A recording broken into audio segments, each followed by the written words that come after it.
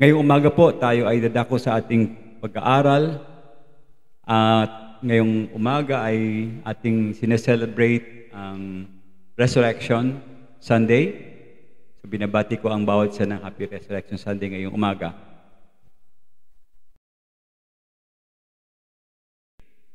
Isang walang lamang puntod na bumungad sa paningin ng mga disipulo nang umagang binisita ang libingan ng Panginoong Hesus.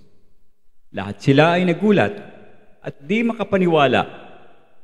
Natupad ang sinabi niya na sa ikatlong araw ay bubuuin niya muli ang templo. At ito ang kanyang katawan na winasak ng kaaway. Buhay ang Panginoong Hesus at hindi siya nanatiling patay. Ang kamandag ng kamatayan ay kanyang napawalang saysay.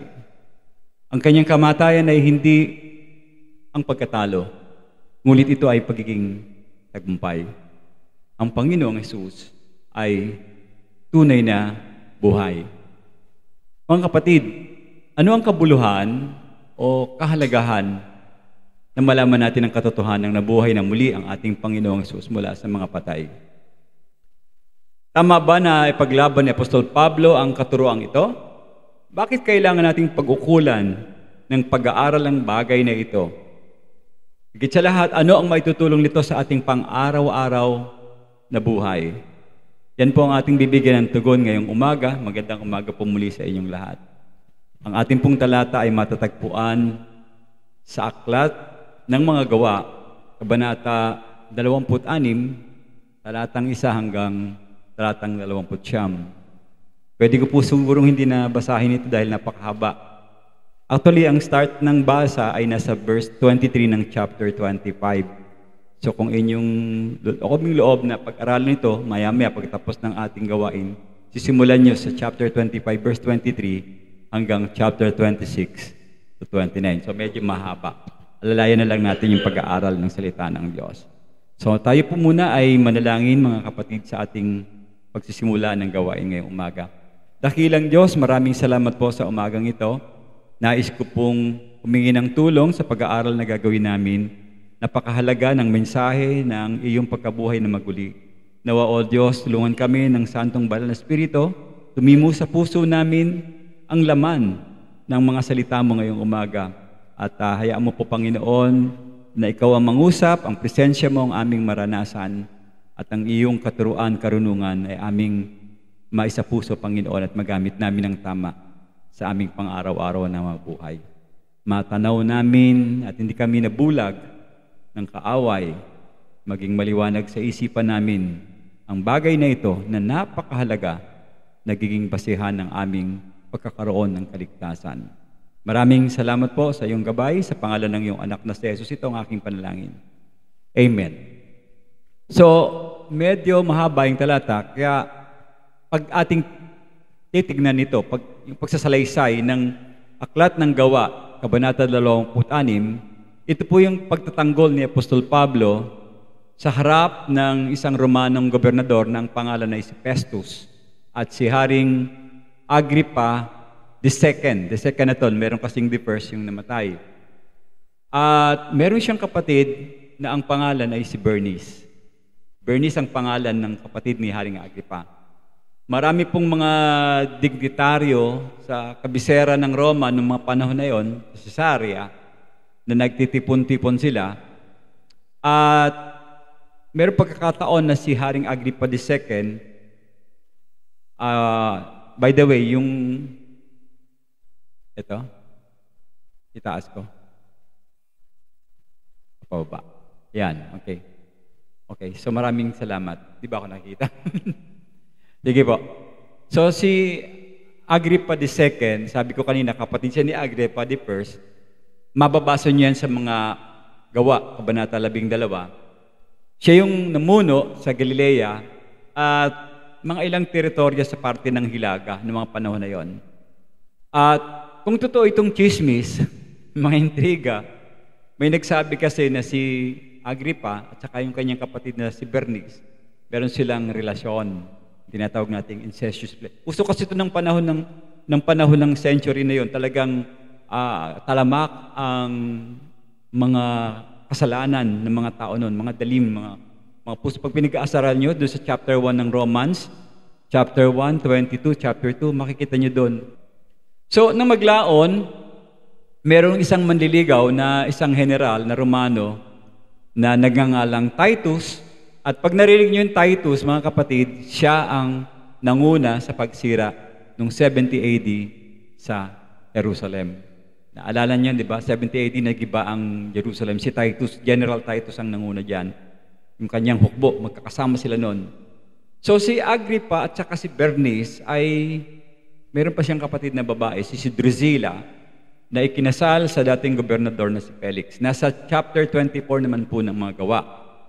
And then kalaunan namatay si Drusilla, at eksaktong namatay si Drusilla, merong sumabog na bulkan, yung tinatawag nating Vesuvius, noong AD 79. Now, bakit ko binabangit ito? Kasi pag titignan natin, si Apostol Pablo, pangatlong beses nang lilitisin dito. Pagkakataon, 3 beses na, no? At ito inulit ng may author ng magawa na si Dr. Lucas, yung patotoo ni Pablo tungkol sa kanyang pagbabalik loob, kasama rin ang patotoo ng mga ibang apostol para maging mas matibay yung kanilang papatotoo sa muling pagkabuhay ng ating Panginoon. At dito po, sa kwentong ito, partikular na nagtuon ng pansin si Apostol Pablo sa atas na ibinigay sa kanya ng ating Panginoon. Ano yun? Na siya'y magpunta at mangaral sa mga hentil upang ang mga hentil, mga hindi Hudyo, magbalik loob sa Diyos at magsisim. Makikita natin yan sa talatang 18 hanggang talatang 20 ng ating pinag-aaralang talata ngayon, Kabanata 26 ng mga gawa. So ang kanyang mensahe sa atin, dahil ang Panginoon ay binuhay mula sa mga patay, dapat tayong magsisi at magbalik loob sa ating Panginoon bilang ating tagapagligtas. Subalit, kung tayo namumuhay na parang hindi totoo yung ating pananampalataya, kung ang pamumuhay natin sa kasulukuyan sa mundong ito ay parang walang Diyos, para bang sinabi ng isang doktor na ang pagsisigarilyo ay nagdudulot ng cancer sa baga. Totoo naman yon, di ba? Pero ang ginagawa ng sinasabihan ng doktor, patuloy pa rin sa pagsisigarilyo. Patuloy pa rin sa pag-inom ng mga nakakasira sa baga. So, hindi talaga niya sinatanggap yung katotohanan. Siguro nakakaubos ng isang pakete, isang araw yung iba. Mga kapatid, kung tayo ay tunay na naniniwala sa ating Panginoon, na siya ay nabuhay mula sa mga patay, so dapat lang ng ating buhay ay magpakita ng mga tanda ng tunay ng pagbabagong loob sa ating Diyos. At ito'y katulad po na nangyari kay Apostol Pablo. Kung paramihan ng kasalanan, walang mananalo sa kasalanan ni Apostol Pablo. Ang pinatay niya halos mga 5,000 mga Kristiyano nung panahon ng nasa relihiyon pa siya. So, dito po sa ating puntos ngayon, sa inyong lesson, titignan nating maigi yung pagtatanggol ni Apostol Pablo sa kanyang paniniwala sa ating Panginoong Hesus. Number 1, ang pagkabuhay na manguli ng Panginoon. By the way, 2 point lang natin yan, number 1 at number 2. Let's start with number 1. Ang pagkabuhay muli ng ating Panginoon sa katawan ay isang katotohanan. Buksan po natin yung verse 24. Habang sinasabi pa niya ang mga ito, malakas na sinabi ni Festo, nababaliw ka, Pablo. Ang labis mong karunungan ang nagpapabaliw sa iyo. So, pinulaan siya ni Haring Agrippa nung sinabi ng Apostol Pablo na ang Panginoon ay nabuhay na maguli. Ang pagtatanggol kasi ni Apostol Pablo ay hindi lang si Haring Agrippa ang kanyang kausap. Nasa harapan siya ng social media. Tinatawag nating mga audience. At itong mga audience na ito, mga nagdududa, may pag-aalinlangan. Doon niya hinarap ang kanyang kaso, pero medyo parang pasaklaw lang ng konti. Kasi ang nasa isip ni Pablo, hindi niya sana sasabihin ang Panginoon ay nabuhay mula sa mga patay sa harapan itong mga, ano bang tawag natin sa mga social media na minsan ay nanggugol lang, basher. Tama ba, no? Mga basher. Ibabas lang naman to si Apostol Pablo, wala talagang intention to na makinig sa sasabihin ni Apostol Pablo. Pero sa pagkakataong ito, hindi niya nasabi ng harapan lang kay Haring Agrippa, Ibig sabihin, derechahan ng sinabi ni Apostol Pablo yung mga bagay nito. At narinig ng karamihan mga tao yung sabi ni Haring Agripa, Pablo, nababaliw ka. Parang naaalala ko nung binabasok to. Naaalala ko yung artista. Sino ba yun? Kilala niyo ba si Romy Diaz?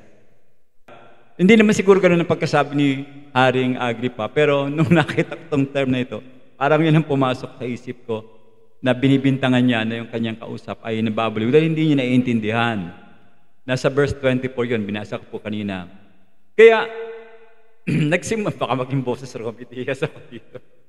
Kaya nagsimula siya sa posibilidad na sabihin ang muling pagkabuhay sa pangkahalatan na, hindi lang kay Haring Agripa.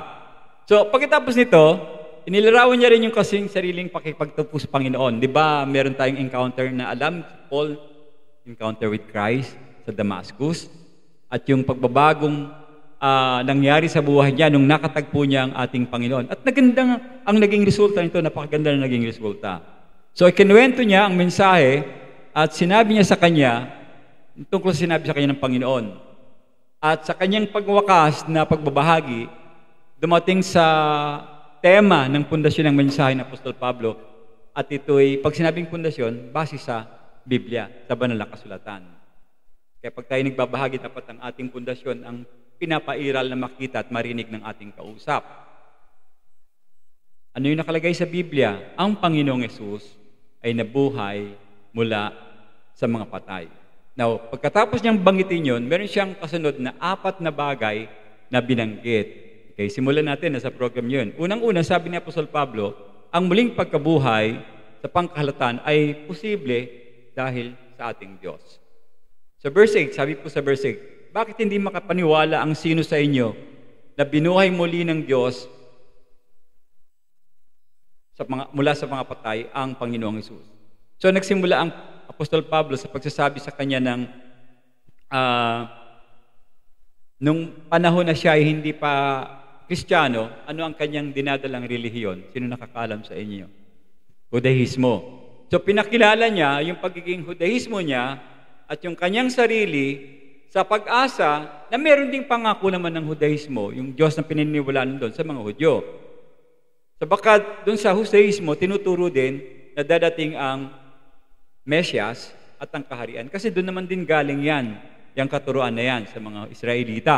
So, ang pangakong iyon, ibig sabihin, magiging walang halaga sa mga Hudyo mula sa mga nakalipas ng henerasyon kung walang muling pagkabuhay na mangyayari sa mga patay. Ito yung controversial na subject nun. Kaya doon sa aklat ng unang Tesalonica, mautak lang talaga si Pablo, ibang karunungan na binigay sa kanya ng Diyos. Napakagaling niyang magpaliwanag. At sinabi ng iba kasi doon, paano kami hindi namin makikita ang Panginoong Diyos dahil mamamatay na kami. Ang akala nila sa pagbalik ng Panginoon, buhay din nila makikita. Kaya paano yung aming sabi niya, huwag kayo mag-alala dahil espesyal yung mga namatay niyong kamag-anak. Mas una lang makikita ang Panginoon kaysa sa mga buhay. Pinaliwanag niya hanggang sa Korinto. So yung pangakong yun, ibig sabihin kanina, wala siyang halaga pagka yung mga Hudyo ay hindi tinanggap yung pag-asa na darating ang Panginoon. Pero ito yung akusang ginagawa nila sa Apostol Pablo. Inaakusahan nila sa Apostol Pablo na false teacher, nababaliw, at kung ano-anong mga bagay. By the way, may mga kasama nun, of course, si Apostol Pablo nung nasa reliyon. Dating kasamahan niya yung mga Saduceo. Kaya siya ay nagsabi sa verse 8, bakit itinuturing na hindi ka panipaniwala sa inyo kung ang Diyos ay muling nagbangon ng mga patay? Siguro malakas ang pagsalita dyan ni Apostol Pablo. Bakit hindi nyo itinuturing na magbabalik sa ang Panginoon at pagbubuhay mula sa mga patay? Hindi nyo siya tinatanggap. Now, ito po ang application nitong ating pinag-uusapan ngayon. Sa madaling salita, kung naniniwala kayo sa Diyos ng Biblia, tayo pong lahat, kinakausap tayo ngayon ng Diyos. Kung tayo naniniwala sa Diyos ng Biblia, kailangan din paniwalaan natin na ang dakilang Diyos ay may kapangyarihan bumuhay ng mga patay. At ito po'y kagaya ng ginigit ni Apostol Pablo. Ang katotohanang binuhay ng Diyos, ang Panginoon sa katawan, ay magpapatunay din na siya talaga yung Hudyong Mesayas, yung tagapagligtas. So matibay yung kanyang logic dito ni Paul nung kausap niya si Haring Agripa. Kung naniniwala ka na Diyos na lumikha, siya ang lumikha ng lahat ng bagay at nagpapahayag ng buhay upang umiral, dapat ka rin sumang-ayon na siya ay may likas na kapangyarihan, kayang-kayang bumuhay ng mga patay. Siya yung gumawa ng buhay, di siya rin bubuhay sa mga patay. So, yun yung unang puntos na diniin ni Apostol Pablo. Pangalawa, muling pagkabuhay ay pinatunayan ng patutuo ng mga nakasaksi. Medyo mahaba ito. Verses 12 hanggang verse 16 ng chapter 26 ng Acts. Sa layuning ito ay naglakbay patungo sa Damasco, taglay ang kapangyarihan at pahintulot ng mga punong pari ng katanghalian. Habang kami ay nasa daan, nakita ko, Haring Agripa, ang isang liwanag mula sa langit. Maliwanag pa kaysa sa sikat ng araw. Nagniningning ang liwanag sa palibot ko at sa aking mga kasamahan. Bumagsak kaming lahat sa lupa. At narinig ko ang isang tinig na nagsasabi sa akin sa wikang Hebreo, Saulo, Saulo, bakit mo ako inuusig? Masasaktan ka sa pagsipa mo sa tulis. At itatanong ko, sino po ba kayo, Panginoon? Tinanong siya ni Pablo. At kanyang sinabi, ako si Jesus na iyong inuusig. Ito yung happenings doon sa Damasco. Ngayon bumangon ka at tumindig. Nagpakita ako sa iyo sapagkat itinalaga kitang maging lingkod at maging saksi sa mga nakita mo sa akin at sa mga ipapakita ko sa iyo. Starting point yan ng buhay ni Apostol Pablo. Kumbaga, nagkaroon siya ng turning 180 degrees. Na bago yung kanyang pananaw sa buhay nung yan ay nangyari sa buhay ni Apostol Pablo. Tayo naman din, lahat tayo parang may Apostol Pablo rin. Na-encounter din natin ng Panginoon, di ba? Bago tayo nagkaroon ng kaligtasan, kinausap natin siya, lumapit tayo sa Kanya. Nagsabi tayo na, Panginoon, iligtas mo ako dahil hindi ko kayang iligtas ang aking sarili. So si Apostol Pablo ay nagpatuloy upang isalaysay ang kanyang pakikipagtagpo dito sa ating Panginoong Jesus doon sa daang Damasco. Now, maaari pong sabihin nitong mga esusero na nandoon, madlang people, na siya ay nakakita lamang ng isang pangitain o gunugini, kaya ang doktong kanina ni Agripa, nababaliw ka. At hindi actual na Panginoon ang kanyang nakita o nasipat. Baka hindi ka pa kumakain, Apostol Pablo. Baka ikaw ay gutom. Nakakita ka lang ng pangitain o guni-guni. Ngayon, kung si Apostol Pablo ang tanging isa sa mga gumawa ng ganong pag-angkin, parang I think malabo yung kanilang pag-aakusa. Dahil ang sabi sa 1 Corinthians chapter 15 verses 5 to 8, maganda to, mahalaga itong talata na to. Sinabi ni Pablo na ang muling nabuhay na Panginoon ay nagpakita kay Pablo, kay Pedro, at sa iba pang mga apostol. Meron pa. There's more. Kaya hindi nang mahigit sa 500 tagasunod sa isang pagkakataon. Nakaramihan sa kanila ay nabubuhay pa nung sumulat si Apostol Pablo. So hindi lang si Apostol Pablo ang nagpakitaan ng Panginoon. Paano mo siyang nasasabihin na nababaliw? Si Apostol Pedro nagpakita ang Panginoon. Sa ibang apostol, nagpakita ang Panginoon. Sa mga tagasunod, 500 mahigit na tagasunod, nagpakita ng Panginoon. So nagsasabi talaga ng totoo si Apostol Pablo. At hindi siya nagbibiro na siya nakakita lang ng biglang liwanag. Ngayon, maraming nagsasabi niyan. Hindi ko nababanggitin, baka tanong niyo sa akin kung sino. Meron kasing isang, alam ko, taga-Marikina, isang nagsabing pastor, tanghali daw nakakita siya ng liwanag. Anyway, huwag natin pag-usapan yon. Mga kapatid, may nagsabi na maganda yan para sa mga nakita ng muling nabuhay na Panginoon. Ngunit, hindi ko siya nakita kailanman. Yun ang sabi ng hari, ba't ako maniniwala sa'yo? Nakita ni Pablo, pero hindi nakita ng hari. Kaya sabi niya, maganda yan at nakita mo. Pero ako hindi ko siya nakita. So, bakit nga ba? Meron ba tayong ebidensya para maniwala? Kasi kayo hindi naman nakita eh. Nakita niyo ba ang Panginoon? Isip-isip kayo. Nakita niyo ba ang Panginoon? Ba't kayo naniniwala? Okay, papatunayan natin yan.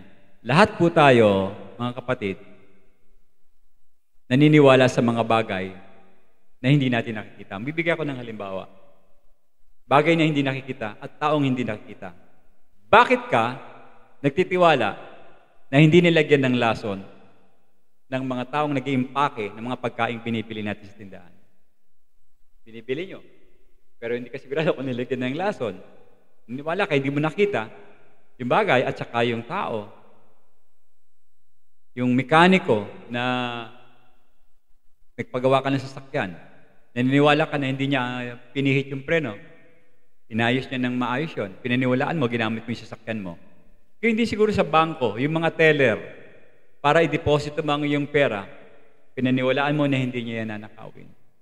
Nakikita mo ba o hindi? Now, babalik ako doon sa pinag-uusapan natin. Kung nagtitiwala tayo sa patotoo ng mga hindi natin nakita, mga kilalang tao, ang patotoo ng Diyos tungkol sa kanyang anak, siyempre mas higit nating paniniwalaan yung bagay na nagsasabi sila ng katotohanan dahil sila yung mga lingkod ng Diyos. 1 John chapter 5 verse 9. Kung tumatanggap tayo ng patotoo ng mga tao, mas higit pa ang patotoo ng Diyos sapagkat ito ang patotoo ng Diyos na kanyang ibinigay tungkol sa kanyang anak. Saan natin matatagpuan yun? Sa banal na kasulatan. So hindi tama yung argumento rito ni Haring Agripa na maganda yan, Pablo, nakita mo kasi ako, hindi ko nakita, ba't ako maniniwala? Anong tawag doon sa prinsipyo na yun? To see is to believe. Hindi daw siya maniniwala kung hindi niya nakikita. Actually, matagal na nagpakita ang Panginoon sa atin. Kaya lang, hindi maisip ng tao. Gusto niya kasi face-to-face sa harapan. Gusto niyo ba face-to-face na makita ang Panginoon? Tanong kayo. Gusto niyo na ngayon, face-to-face? O ayaw niyo naman. Diba? Sabi ng sinanalangin, Panginoon, tulungan mo po ako. Gusto ko na ikaw makita. Tapos, pero wag muna ngayon, Lord. Biglang humirit na ganun. Anyway, ang pinatutunayan kasi natin dito yung muling pagkabuhay ng Panginoon. So, ang binabanggit ni Apostol Pablo, muling pagkabuhay, posible because siya ay God. And then, pinatunayan ito ng mga nakasaksi. And then, third point, sabi doon, ang muling pagkabuhay ng Panginoong Hesus, pinatunayan naman ng mga taong nagkaroon ng pagbabago ang kanilang mga buhay. Sabi sa verse 11, ito si Pablo to, madalas kong ginagalugad ang mga sinagoga, hindi pa sa Kristiyano, no? At sino man sa kanila ang abutan ko roon ay aking pinaparusahan at pinipilit ko silang lumapas tangan. Sa tindi ng galit ko sa kanila, pinag-uusig ko sila at maging sa lungsod sa ibang lupain. Ganon ka, lupit si Apostol Pablo. Kaya nung nagbago si Paul, ayaw maniwala ng mga tao. Natatakot sa kanya. Yun ba yung naging Kristiyano ngayon? Mamamatay tao yan. Nagbago ang Apostol Pablo. Si Apostol Pablo noon ay walang humpay ang kanyang pag-uusig sa mga Kristiyano. In the name of his religion, pinapatay niya yung mga Christian. Utos ng mga Saduceo, ng mga Pariseo, dahil sila'y inggit sa ating Panginoong Hesus. Subalit narito po siya ngayon, isang bilanggo na nagtitiis ng labis sa pag-uusig ng kanyang pananampalataya. Ngunit, ang mabigat dito, kahit siya ay pinag-uusig, hindi mo siya nakitaan ng pait, galit, o sama ng loob sa kanyang mga naging katunggali at kaaway. Yan ang pag-ibig ng Biblia, totoong pag-ibig. Ang tanging paliwanag ay dahil nakakita siya ng tunay na buhay na tagapagligtas. Paano ba nagbago ang Apostol Pablo at naging handa na ibigay niya ang kanyang buhay upang sabihin at ipangaral ang tungkol sa ating Panginoong Hesus? Paano ba siya nagbago? Naniwala kasi siya sa ating Diyos. At maging sa lahat ng kanyang iba pang mga kasama, mga apostol, ganun din naman, nagbago yun ang kanilang buhay. Sila rin naman ay namatay, hindi sa isang alamat o pakikipagsapalaran, bagkos sila ay namatay dahil sa kanilang pananalig at kanilang patotoo sa muling nabuhay na tagapagligtas. Yung pang-apat na bagay na binanggit ni Apostol Pablo, ang muling pagkabuhay, sinusuportahan ito dahil ito ay hula. Natupad yung hula. Sabi sa verse 22 hanggang 23, hanggang ngayon, hindi ako pinabayaan ng Diyos, kaya't nakatayo ako ngayon sa inyong harapan at nagpapatotoo sa lahat ng mga tao, maging dakila o hamak. Wala akong itinuro kundi mangyayari na sinabi ng mga propeta at ni Moses, na ang Kristo ay dapat magdusa, hula yun, at bilang unang huling-muling na buhay mula sa kamatayan, ay ihahayag ang liwanag sa both Jews and Gentile, sa mga Hudyo at mga Hentil. So again, dito, pinatunayan ng Apostol Pablo, wala siyang sinabi, maliban sa sinabi ng mga propeta ni Moses, na magaganap na ang Panginoon nga ay magdudusa at sa pamamagitan ng kanyang muling pagkabuhay sa mga patay, dapat na siya maging una upang ihayag ang liwanag sa kapwa sa lahat ng mga taong Hudyo at mga Hentil. So naging mas detalyado siya ngayon sa pag-uusap, si Apostol Pablo. Why? Nag-claim na siya ng mga Bible verses. Kinlaim niya na yung Genesis 22, Isaiah 53, Psalm 16, and Psalms 22. Na lahat ay pawang mga hula patungkol sa pagkamatay at muling pagkabuhay ng ating Mesayas. Now, gayon pa man, mga kapatid, ang punto po rito ni Apostol Pablo sa muling pagkabuhay ng katawan ng ating Panginoon, magiging siyang isang makasaysayang katotohanan. Ang gayong himala na naging posible because God is clear, nandoon yung presensya, umiiral ang Diyos. Merong tunay na kilang Diyos na siyang may likha ng lahat.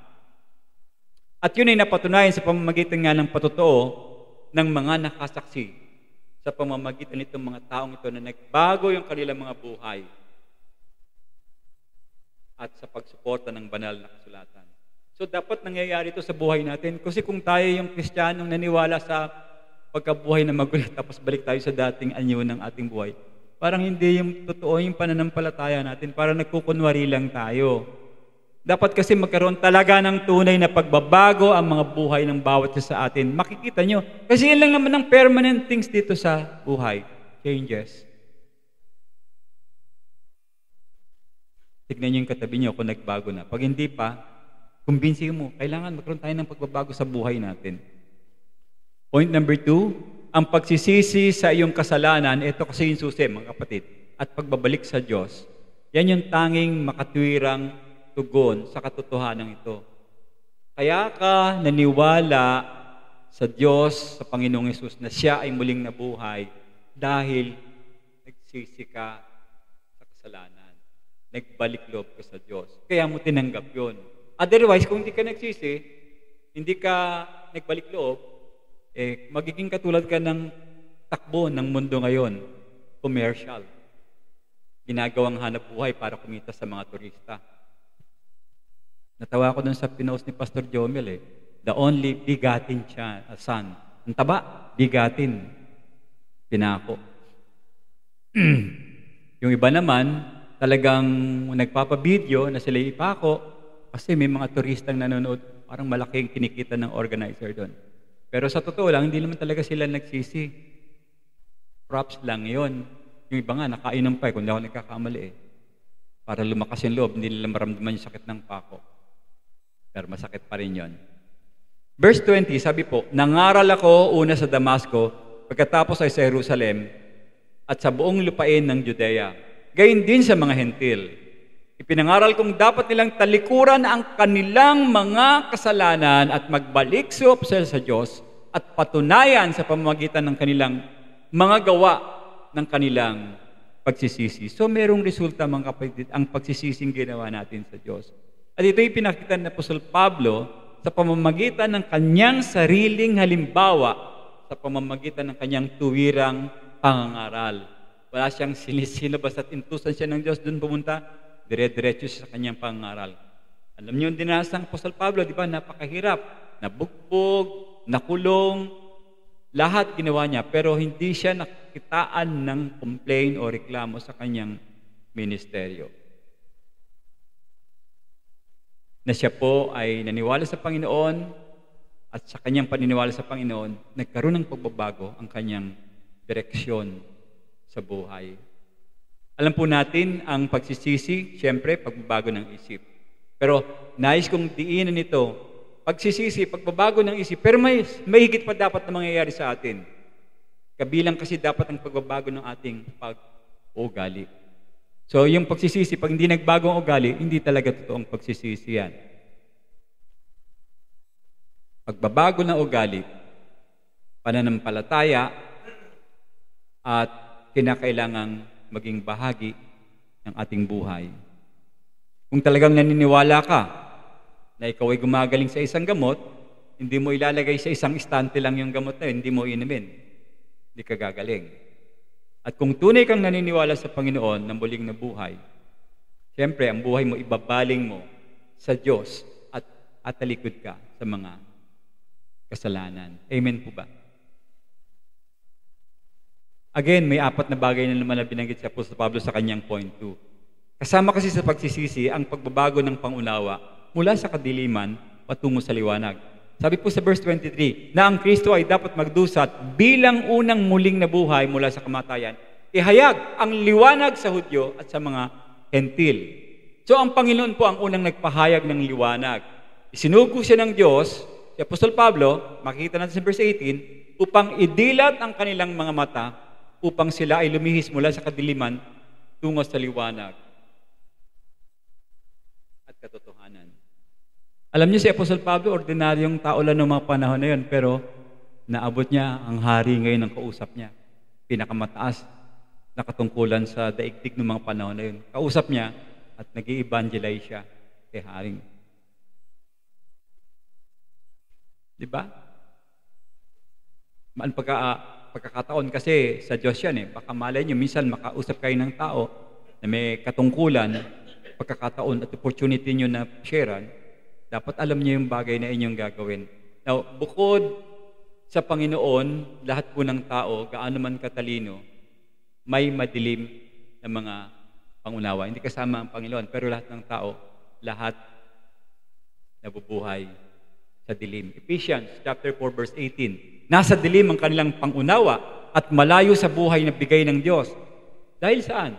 Kamangmangan at, ito yung masakit, katigasan ng kanilang mga puso. Kaya minsan yung mga magulang nagsasawa na, kailan ka ba magbabago? Anak, ba't ang tigas ng ulo mo? Di ba ganun kayo magsalita, ano? Kahit pukpukin mo, matigas pa rin yun eh. Hindi yata magbabago talaga ito.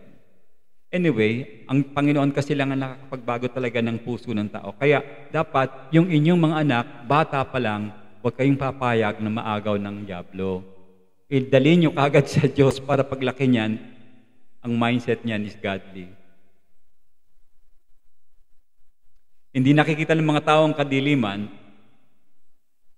ang nangniningas na liwanag na kabanalan ng Diyos. Sabi pa rin po sa aklat ng John chapter 3 verse 19, ang Panginoon na Jesus ang nagsabi, ito ang hatol, dumating sa sanlibutan ng ilaw, ngunit mas inibig ng mga tao ang kadiliman kaysa sa ilaw dahil masama ang kanilang mga gawa. At maging si Apostol Pablo man, kung tatanungin mo siya sa kanyang pagbabalik loob, walang duda, ang kanyang isasagot, sasabihin niya, siyempre, oo, ako rin ay nandun sa kadiliman ng mga panahon na yon. Dahil alam niya ang katotohanan. Subalit, ang liwanag ng langit, alam natin na mas maliwanag kaysa sa araw. Kaya nga siya nabulag nung nakita niyang Panginoong Hesus. At dahil sa kanyang pagkabulag, doon nagising siya. Napagtanto niya na ang Diyos ay mas higit na banal kaysa sa mga katalinuhan niya. Matalino si Apostol Pablo. Abogado yan. Sa kalagayan, dun sa kanyang tinatawag na nakaraan, yung dati niyang buhay, yung kanya kasing sariling pag-iisip noon, very selfish, no? Bilang Pariseo, alam natin ng mga Pariseo, kaduktong yan, self-righteous. Ganyan si Apostol Pablo dati. Puros ang isip niyan, makagawa sila ng mabuti para makapunta sila sa langit. Philippians chapter 3 verses 4 and 6. Bagamat maaari kong gawin yon, kung sa palagay ng iba ay mayroon silang dahilan na magmalaki, lalong-lalo na ako, sinabi na Apostol Pablo. Then sabi niya sa verse 5, tinuli ako ng ikawalong araw. Pwedeng pagmalaki ni Apostol Pablo yun. Mula ako sa lahi ng Israel. Mula ako sa lipi ni Benjamin, isang tunay na Hebreo. At tungkol sa kautusan, ako'y isang Pariseo. Ang dami niyang pwedeng ipagmalaki. At kung pag-uusapan ay sigasig, ako ang naging taga-usig sa iglesia ng mga panahon na yon. At tungkol naman sa katwirang yun, ayon sa kautusan, ako'y walang kapintasan. Nakita niyo kung paano siya magmalaki noon. Self-righteous. Sabi niya wala daw siyang kasalanan, wala siyang kapintasan. Pinapakita niya na siya ay puro galing sa sariling lakas ang kanyang banggit. Ngunit sa sandaling nakita niya ang liwanag ng kabanalan ng Diyos, tumama ito sa kanya. Napagtanto niya na ang kanyang sariling mabuting gawa ay parang katulad ng sinabi ni Propeta Isaiah, maruruming basahan lamang sa paningin ng Diyos. Di ba ganun ang sabi ni Prophet Isaiah, no? 64:6, ang ating mabuting gawa ay sa harapan ng Diyos, maruruming basahan ang katulad. Kasi pang sarili. Kung tayo gumagawa, kung gusto nating tanggapin, dapat ang Diyos ang gagawa sa atin. Yung gawa natin, hindi natin pinagmamalaki. Sinasabi natin, kaya ko nagawa ito dahil sa Panginoon. Hindi apology.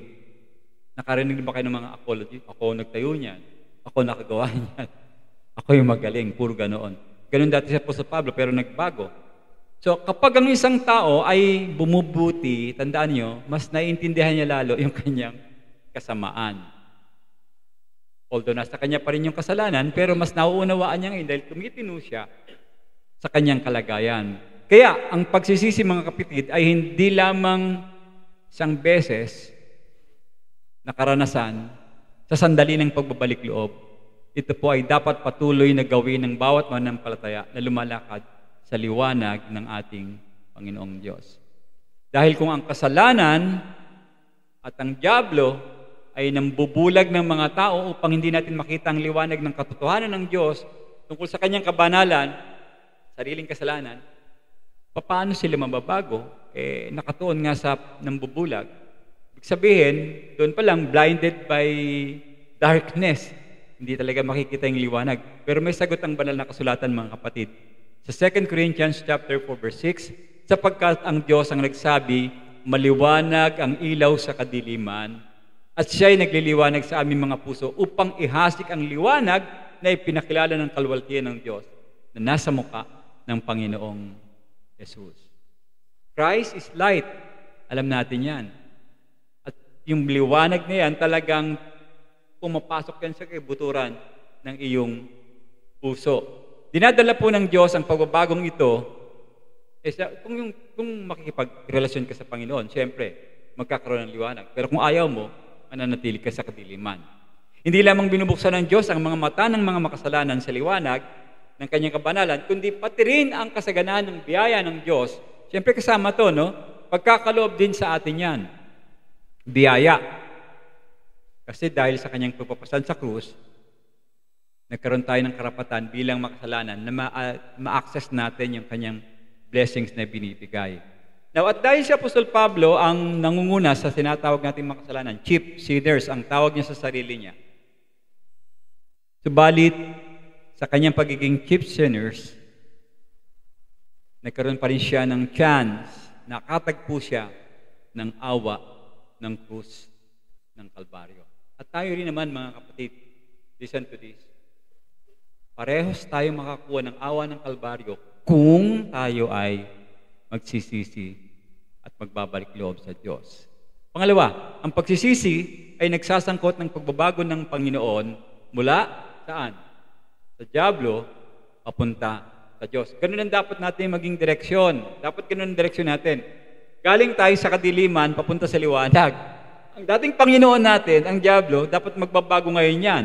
Sabi sa verse 18, upang buksan mo ang 26 verse 18 ng Acts, upang buksan mo ang kanilang mga mata, ibalik sila mula sa kadiliman tungo sa liwanag, mula sa kapangyarihan ni Satanas patungo sa Diyos.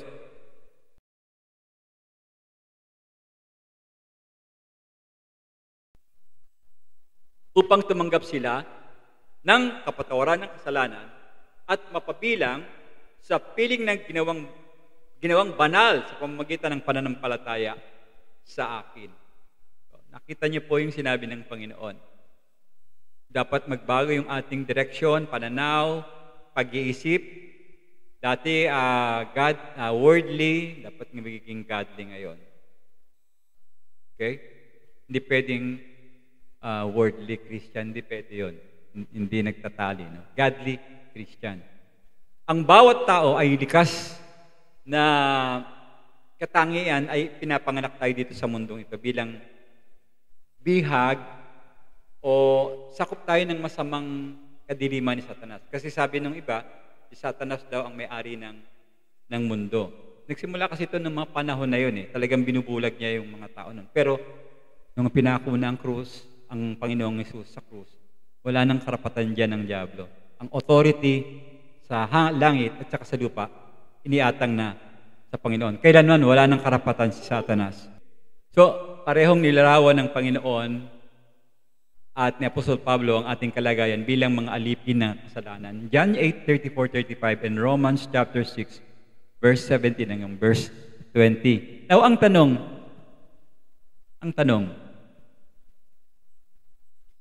Paanong makakalaya ang tao kahit sino sa dyablo? Meron bang chance para makalaya sa pagsakop ng demonyo sa mga tao dito sa daigdig? John 8 verse 36. Kaya kung ipapalayain kayo ng anak, meron. Kaya kung palalayain kayo ng anak ni Jesus Christ, magiging malaya nga kayong lahat at tunay. And then sa Colossians chapter 1 verse 13, iniligtas tayo ng Diyos mula sa sakop ng kadiliman at inilipat tayo sa kaharian ng kanyang minamahal na anak. Na sa kanya ay mayroon tayong pagtubos, ang kapatawaran ng mga kasalanan. Ang Diyos lamang ang makapagpalaya sa atin mula sa pagkaalipin sa kasalanan at gagawin tayong mga alipin ng katwiran. Yes, may sagot para makuha natin yung kalayaan. Makalaya tayo sa pagkagapi mula sa kadiliman at tayo magiging nasa kaliwanagan. Ito po ay nangangahulugan na kung hindi ka nakakaranas, listen to this, ng tunay na pagbabago mula sa dyablo papunta sa Diyos, mula sa kasalanan papunta sa kabanalan, o dilim papunta sa liwanag, now, I suggest suriin niyo maigi ang inyong mga sarili, mga kapatid. Baka talaga hindi tunay ang inyong pagsisisi, kaya pabalik-balik kayo sa bagay na ayaw ng Diyos, yung hindi nakakalugod sa Diyos. Tandaan po natin, mga kapatid, ang pagsisisi, nangangahulugan ito ng pagtalikod natin mula sa kapangyarihan ng dyablo, and then magbabago siya papunta sa ating Panginoong Diyos. Nakuha niyo ba? Sa muli po, kasama sa pagsisisi, pagbabago sa pag-unawa, mula sa kadiliman tungo sa liwanag, pagbabago mula sa Panginoon ng kadiliman papunta sa Panginoon ng liwanag sa Diyos. At yung pangatlo, kasama sa pagsisisi, part pa rin ng repentance, is pagbabago ng relasyon. Mula sa paghatol tungo sa pagpatawad at pagtanggap bilang mga tagapagmana. Binasa ko kanina yan, dun sa isang talata, verse 20. Mga kapatid, bago tayo magsisi, of course, bago tayo lumapit sa Diyos, alam natin na tayo nasa ilalim ng makatarungang hatol ng Diyos noon. Dahil sa ating kasalanan. John 3:18. Ngunit, nung sandaling tayo'y nagsisi, nanampalataya sa Panginoong Hesus, unti-unti niyang ibinubukod tayo sa ating Diyos. Yung tinatawag na pinababanal na tayo. Proseso kasi po yun eh. Hindi naman instant na naniwala ka sa Panginoon, banal na ako, ako'y mabait. Hindi. May proseso yan. You will grow.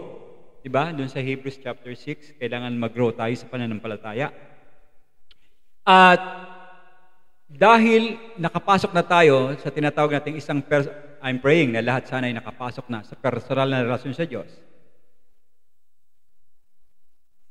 Sa halip na matakot tayo dahil sa ating kasalanan, ngayon, pwede na tayong makalapit sa presensya ng ating Panginoong Diyos dahil sa kanyang dugo na pinambayad upang tanggapin natin yung biyaya na siyang tutulong sa ating pangangailangan. Nasa Hebrews chapter 4 verse 16, napakagandang talata niyan. So, kaya kung ikaw ay tumalikod na sa iyong mga kasalanan, nagtiwala ka sa Panginoon, of course what happened is tinatamasa mo na ngayon itong patawaran ng Diyos at kasama yung bawat pagpapalang espiritual na nanggagaling sa langit. Nasa Ephesians chapter 1 verses 3 hanggang verse 8 yung tema na yan. Kaya ang pagsisisi ay pagbabago ng pangunawa mula sa kadiliman tungo sa Diyos. Okay, number 4, last na po, pang-apat.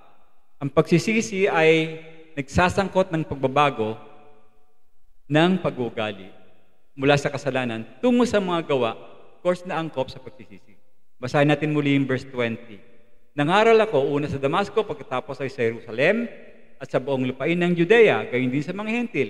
Ipinangaral kong dapat nilang talikuran, ulit-ulit si Apostol Pablo, ang kanilang kasalanan at magbalik loob sa Diyos at patunayan sa pamamagitan ng kanilang magawa ang kanilang pagsisisi. Lalabas naman kasi yan eh, result yan eh. Kung totoong nagsisi ka, ang magmamanifest sa buhay mo bilang isang mananampalataya, lahat yan consider na kilos, isip, gawa na nakakalugod sa ating Panginoong Diyos. Kasi tinatakwil mo yung sarili mo, hindi ikaw yung kumikilos ngayon, kundi ang Panginoong Hesus. Inuulit mo ni Apostol Pablo yung kanyang pagsunod sa makalangit na pangitayang ito. At patuloy niyang pinahayag both sa kapwa Jew and Gentiles ng panahon na yon. Nasabi niya, kayo magsisi, magbalik sa loob sa Diyos, at gagawa kayo ng mga bagay na angkop tungkol sa inyong pinagsisihan. So, mga kapatid, baka ikaw ay isang relihiyosong tao, tulad ni Apostol Pablo noon, napaka-relihiyoso niya. O pwede rin ikaw ay isang hindi pa naniniwala sa Diyos sa pagkakataong ito, tulad ng mga hentil ng panahon na yon. Ang mensahe po, parehas, hindi nagbabago. Magsisi, bumaling sa Diyos na gumawa ng mga bagay na dapat nating makita sa buhay natin na merong kahulugan ang pagsisisi sa buhay natin. Sa muli po mga kapatid, ang pagsisisi sa banal na kasulatan, ang ibig sabihin na hindi lang isang pagbabago ng isip o isang intellectual decision. Ito po ay isang pagbaling ng ating buong pagkatao mula sa kasalanan patungo sa Diyos. Of course, the result will be what? Pagsunod sa Diyos. At ang pagsunod mo sa Diyos, manggagaling sa iyong puso. Hindi sa sarili, sa puso. Romans 6:17. Salamat sa Diyos, kayong dating alipin ng kasalanan ay buong pusong sumusunod sa aral na dooy ipinagkatiwala kayo. Sana nakita niyo yung changes ng mga tao ng panahon ng Panginoong Hesus. Talagang totoo yung kanilang pagbabago. Now, ito yung nangyari. Matapos yung talakayan nila at paglilitis kay Apostol Pablo, merong personal message si Apostol Pablo. At medyo nakakaiyak itong dulo na to, no, nakita ko. Kasi hinayang na hinayang ako dito kay Haring Agripa.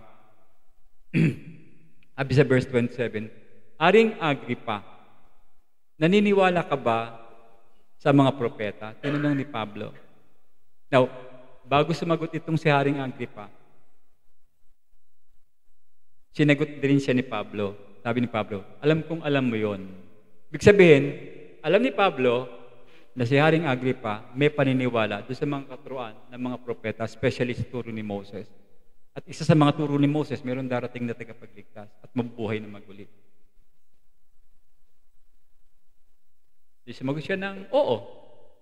Huli siya doon hindi siya makakawala So, si Haring Agripa ay naniniwala sa mga propeta. Kahit na intellectual na paraan, naniniwala pa rin siya.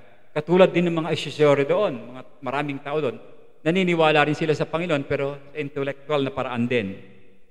Pero bakit ko sinabing intellectual na paraan? Walang pagbabago sa buhay nila Naniniwala sila sa Diyos pero sa liwa, yung kanilang mga isip, mamamatay tao sila, mga inggitero sila, o mga bashers na tinatawag natin. Ngayon, ganun din ang tugon ni Apostol Pablo. Sabi niya, ako din naniwala sa mga propeta. At ang kanyang ibig sabihin na ang pagsisisi, yung kanyang ginawang pagsisisi ni Apostol Pablo, na muling nabuhay ang tagapagligtas, ay nagbago yung kanyang pamumuhay.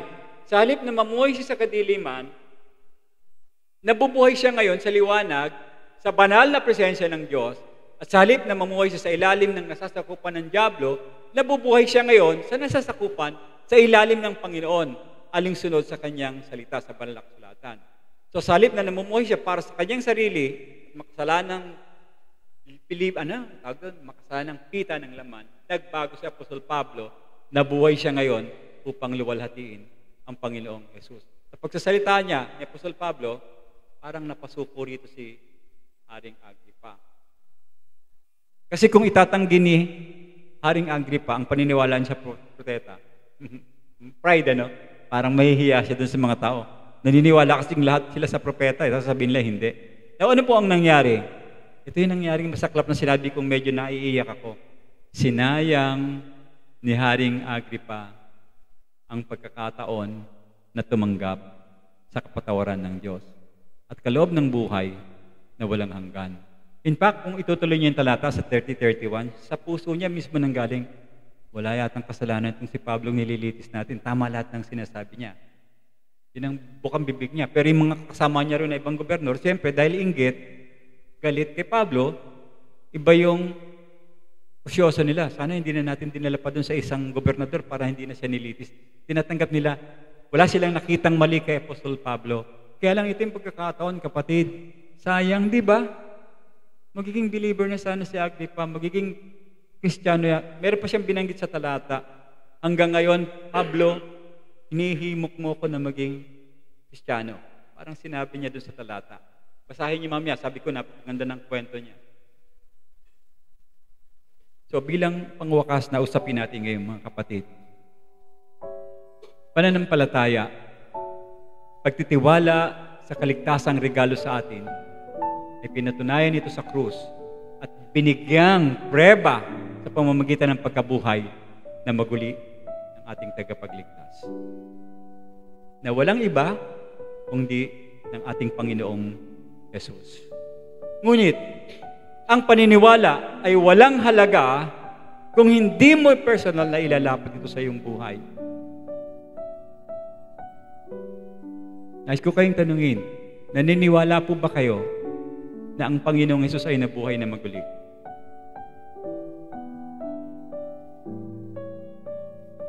Tama na maniwala ka dahil ito ang totoo. Ngunit kapag ang paniniwalang yon ay hindi umantong sa buhay ng pagsisisi mula sa kasalanan, wala po itong may tutulong sa inyo kapag nakatayo na kayo sa harapan ng ating Diyos. Lahat tayo hatulan ng Diyos. Darating ang panahon na harap tayo sa ating Diyos. Ang iyong tugon sa makasaysayang katotohanan ng muling pagkabuhay ng ating Panginoong Hesus dapat pagsisisi. Hindi sa dami ang iyong ginawa dito sa mundo. Hindi, dapat unahin mo. Nagsisi ka sa iyong kasalanan.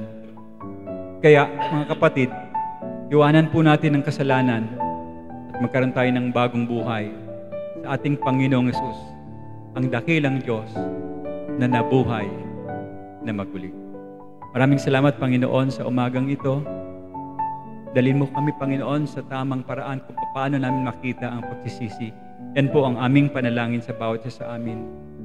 Nawa, O Diyos, patuloy kang mangusap sa puso ng mga kapatid kong ito na ipaunawa mo po sa kanila yung mensahe ni Apostol Pablo, mensahe ng Panginoong Hesus, mensahe na galing sa iyo, O Diyos, na kailangan namin magsisi, tumalikod sa kasalanan, magbalik loob sa Diyos sa pamamagitan ng pananampalataya sa aming tagapagligtas at nabuhay na maguli na Panginoong Hesus. Ito ang dalangin ko sa Kanyang pangalan. Amen.